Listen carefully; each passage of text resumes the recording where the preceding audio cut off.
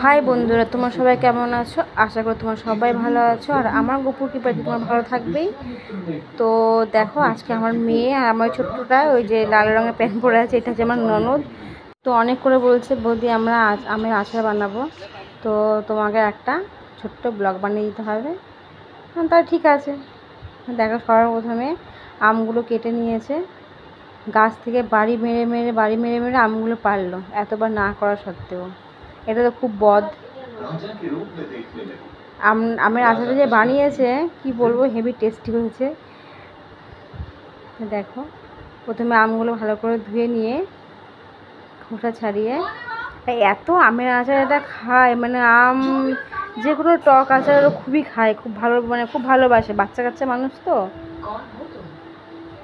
দেখো, আমার মেয়ে ওদেরকে করে দিচ্ছে আচারটা। প্রথমে আমগুলো ছাড়িয়ে নিয়ে ঘষে নেবে। ঘষের মধ্যে লঙ্কা, বিট লবণ, লবণ, তারপরে সস না কাসুন্দি, ওই সব কিছু উপকরণ দিয়ে মাখিয়ে নেবে ভালো করে। মাখিয়ে টাখিয়ে নিয়ে তো যাই হোক, আচারটা যে করেছিল ভালোই টেস্ট হয়েছিল খেতে।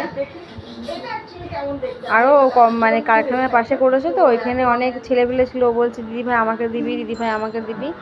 4-5টা আমার কতই হয়। যাই হোক, সবাইকে দিয়ে থুয়ে তো এইটুকুনি ছিল। যাই হোক, নিজে ভালো করে মাখাবে। লবণটা একটু কম ছিল, একটু দিয়ে নিল লবণ আর চিনি। লঙ্কা ভাঙতেই ভয় পায়, আবার আচার করে খায়। বাবা, দেখে তো মনে হচ্ছে হেভি টেস্টি হয়েছে। আর মানে খুবই ভালোই হয়েছিল আচারটা। তো কার কার ভালো লাগে অবশ্যই কমেন্টে জানাবে। আর ভিডিওটা যদি ভালো লেগে থাকে অবশ্যই একটা লাইক করবে, আর বন্ধুরা সাথে থাকবে। টাটা, ধন্যবাদ। আবার ফিরে আসবো।